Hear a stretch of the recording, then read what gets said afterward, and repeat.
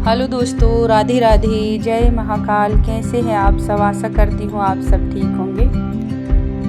आज है प्रदोष, तो बस उसी की तैयारी कर रही हूँ मैं। तो अभी मैं सुबह सुबह उठी तो सबसे पहला काम मेरा मिट्ठू को दाना डालने का है। फिर उसके बाद मैं गौ माता के लिए रात में रोटी रख दी थी, तो गौ माता आ गई, उन्हें गुड़ और रोटी खिलानी है। तो उसके बाद मैं गौ माता को खिलाऊँगी और बस फिर मैं फ्री हो जाऊँ सारे कामों से। फिर मंदिर भी जाना है, आज मंदिर जाऊँगी। गौ माता का तसला भी भर दिया है। और इधर मैं अंदर जब किचन में आई तो मैं क्या देखती हूँ, और मैंने अभी ये चिपकनी रखा था। सुबह एक छोटा सा चूहा आ गया था खिड़की से अंदर, तो वही चूहे के लिए मैंने एक चिपकनी रखी हुई थी, तो उसी को मैंने रखा, तो वो उस पर आया तो वो चिपक गया है। बस अब मैं उसे बाहर ले जाके तेल डाल के रिमूव कर दूँगी।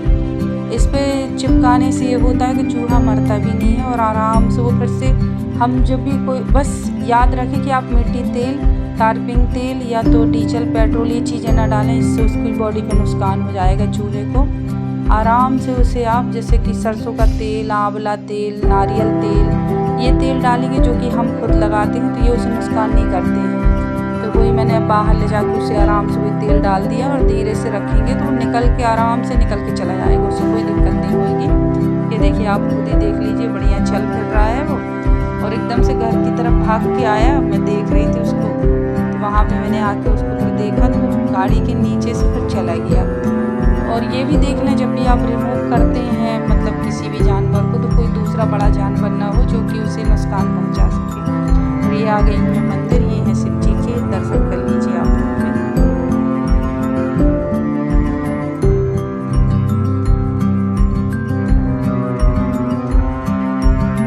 आज जब मैं मंदिर आई थी तो मंदिर में काफ़ी हद तक बहुत सारी महिलाएं थी, बहुत भीड़ थी मंदिर में। उसके बाद में फिर मैं थोड़ी देर बैठी रही, मैं करीब 1-1.5 घंटे बाद ही घर आई थी, क्योंकि मैंने सोचा पहले खाली हो जाए फिर आराम से पूजा करूँगी।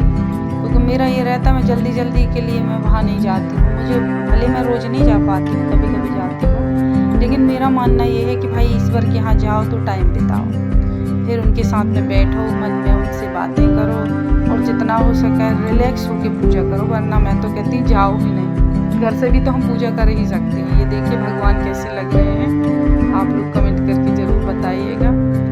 और बस अब मैं घर जाने के लिए निकल रही हूँ। ये घर भी मैं आ गई हूँ। मुझे थोड़े से कपड़े पड़े हैं, वो डालने हैं छत में, ज़्यादा नहीं है, 1-2 कपड़े थे, तो वही मुझे सूखने डालने हैं। क्योंकि मैं अभी बरसात चल रही है, डेली के कपड़े डेली धो लेती हूँ, जैसे ही हल्की फुल्की धूप निकलती है और मैं धो लेती हूँ।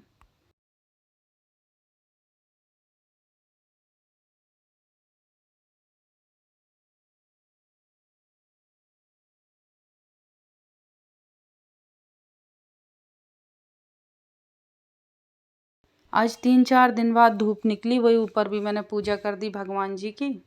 घर के भगवान की भी मैंने पूजा कर ली, पूरी जोत दीप भोग सब कुछ कर दिया। और वहीं पे समी और बेलपत्री भी लगी हुई है, तो उनको भी जल चढ़ा दिया। सूर्य भगवान को जल अर्पित कर दिया, तुलसी माता को। ऐसे करके मेरी सब छत में जो भी पूजा मैं करती हूँ सारी पूजा मेरी हो चुकी है। दीप वीप लगाने के बाद में अब मैं फ्री हो गई हूँ, तो अब मैं थोड़ा सा वहीं पे देख रही हूँ, सब्जियाँ भी लगी हुई हैं और थोड़ी सी पत्ती वगैरह साफ़ करनी थी मुझे, गमलों की बहुत गंदगी हो रही थी। तो बस वही मेरा तो क्या, मैं जहाँ जाती हूँ मेरा वहीं काम में मन लग जाता है।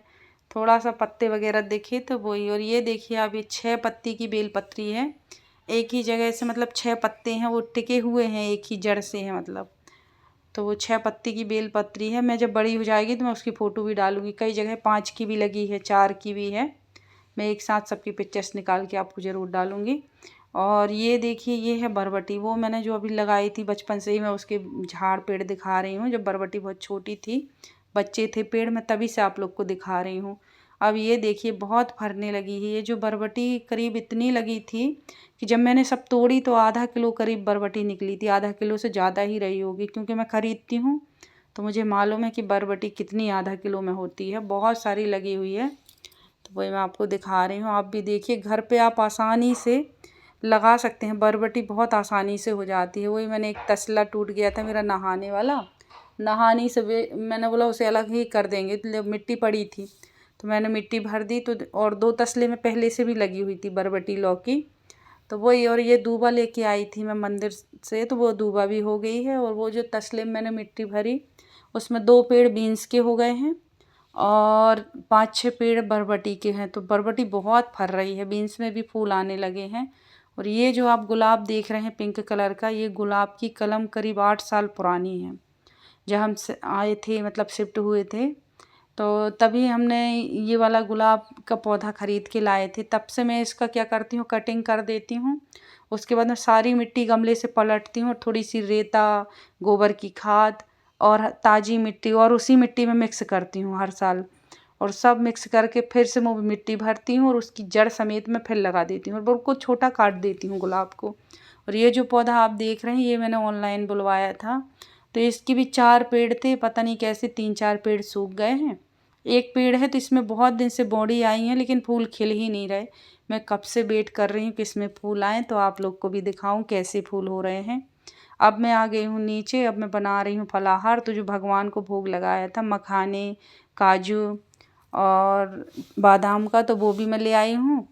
और ये थोड़ी सी मूंगफली, इन्हें मैंने सूखा ही, मतलब बिना ऑयल घी तेल के मैंने इसे रोस्ट कर लिया है, सूखा ही, मतलब ज़्यादा जिसमें ऑयल ही ना हो। तो मैंने इसे रोस्ट कर लिया है। दोनों चारों चीज़ जो भी मैंने भुनी हुई हैं तो वो सब मैंने निकाल ली हैं एक प्लेट में।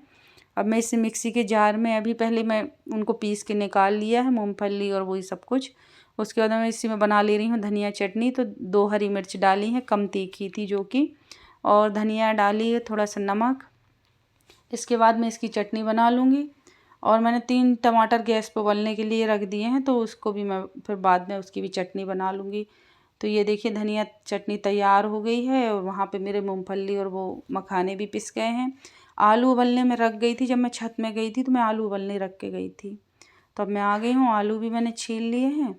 तो अब आलू और ये जो साबूदाना आप देख रहे हैं, सबसे छोटा वाला साबूदाना आता है ना, इसे करीब मैंने 2 घंटे पहले भिगाया था। तो पहले मैंने 1 कटोरी पानी डाल के आधा कटोरी साबूदाने को भिगाया और फिर 1 घंटे बाद सारा पानी मैंने निकाल दिया और साफ़ पानी से फिर धुल दिया था। और उसके बाद छन्नी में इसे मैंने रख दिया था, तो बहुत अच्छे से वो सूख गया था। क्योंकि जब हम बड़े बनाते हैं साबूदाने के तो हमें बहुत सूखा सूखा ही सब कुछ चाहिए रहता। आलू भी बहुत कम ही, ऐसे ज़्यादा नहीं उबलाए थे मैंने।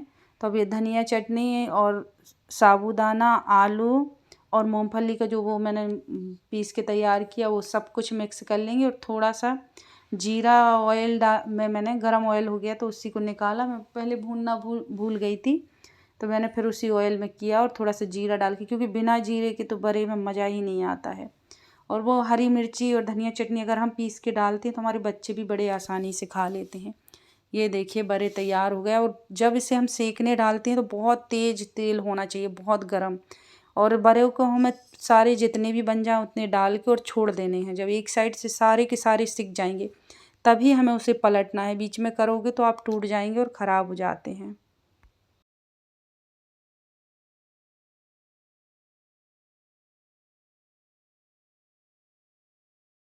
यहाँ पे मैंने टमाटर की चटनी भी तैयार कर ली है उसी मिक्सी के जार में। और बस ये हमारी टमाटर की चटनी तैयार हो गई। धनिया चटनी पहले ही भी तैयार कर चुकी हूँ। और ये देखिए बड़े एक साइड से जब बहुत अच्छे से सिक गए थे तब मैंने इनको पलटा था दूसरी साइड। अब तो ये दोनों साइड सिक चुके हैं, रेडी हो गए हैं। बस अब इसे हम निकाल लेंगे और सबसे पहले निकाल के हम भगवान को भोग लगाएंगे। उसके बाद में ही हम फिर खुद खाएंगे। क्योंकि पहले अभी मैंने भगवान को भोग फ्रूट का लगाया था, तो मैंने बोला जो फलाहार बनाया उसका भी भोग लगा दें। तो मैं सबसे पहले लक्ष्मी जी, गणेश जी, लड्डू गोपाल भगवान, हमारे जितने भी भगवान हैं, भोले बाबा, हम सभी भगवान को याद करते हुए मंदिर में मैंने भोग लगा दिया। क्योंकि बिना लहसुन और कुछ तो इसमें डलता नहीं, व्रत के हैं तो इनका मैं भोग आराम से लगा सकती हूँ। तो वही मैंने सबसे पहले भोग लगाया। तो ये भोग वाली प्लेट यहीं रखी रहने दूँगी। धनिया चटनी और बस मैं ले जाऊँगी धनिया चटनी और टमाटर की चटनी। तो मैं और डाल के आ गई हूँ कढ़ाई में। जब तक वो रेडी हो रहे हैं तो फिर खाते हैं। ये देखिए भगवान को भोग लगा चुके, ऊपर लग गया है, नीचे प्लेट गणपति बप्पा, लड्डू गोपाल भगवान, सभी भगवान जो नीचे भी हैं मंदिर में, उनको भी मैं भोग लगा देती हूँ।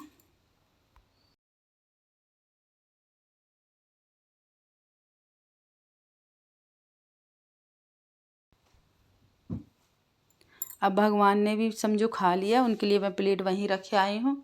उसके बाद मैंने वो तेल में जो डाले थे, तो ये देखिए दूसरी बार के बड़े भी वैसे ही सिके हैं। जब तक एक साइड से पूरे ना हो जाए तब तक उन्हें पलटना बस नहीं है, बहुत अच्छे क्रिस्पी बने।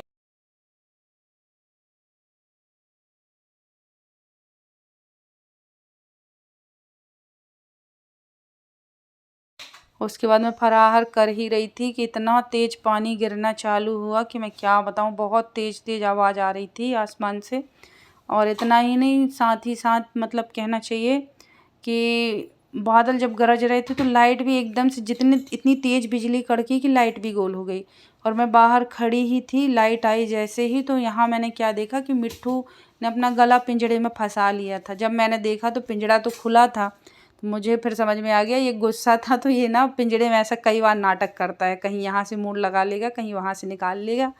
तो ये इसको मैं बाहर नहीं ले गई थी क्योंकि बिल्ली बहुत दिन से परेशान कर रही, तो मैं इसे बाहर बहुत कम ले जाती हूँ। तो ये चिड़चिड़ा रहा था, तो इसीलिए अब मुझ पे बहुत गुस्सा कर रहा है। अभी काट भी रहा है, ये देखिए, ये काटने दौड़ रहा है। और अगर आपको मेरी वीडियो अच्छी लगी हो तो लाइक और सब्सक्राइब ज़रूर कीजिएगा, और शेयर भी किया करें आप लोग। कमेंट करके बताया भी करें कि कैसी वीडियो आप लोग को लग रही हैं। और बाकी जो भी आपको अच्छा लग रहा है या बुरा लग रहा है तो कमेंट करके ज़रूर बताइए, उससे हम उस चीज़ में सुधार कर सकते हैं। ओके दोस्तों, जय महाकाल।